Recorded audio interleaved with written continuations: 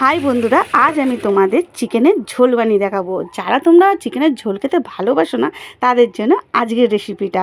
চিকেনগুলো দেখো বড় বড় সাইজের কেটে নিয়ে এসেছি, আলুগুলো বড় বড় কেটে নিয়েছি, আর বড় বড় পেঁপেও কেটে নিয়েছি।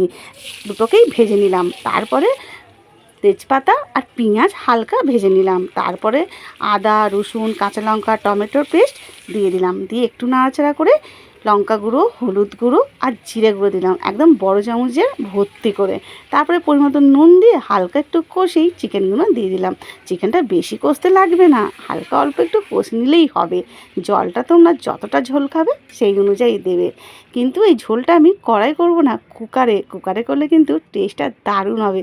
এইভাবে তোমরা বানিয়ে অবশ্যই খেও। আর ভালো লাগলে আমাকে কিন্তু কমেন্ট করতে ভুলবে না। দুখানা সিটি মেরেই একদম ঠান্ডা করে নিলাম, যেটা হাত দিয়ে খোলা যায়। আহ, কি গন্ধ! একবার ট্রাই করো।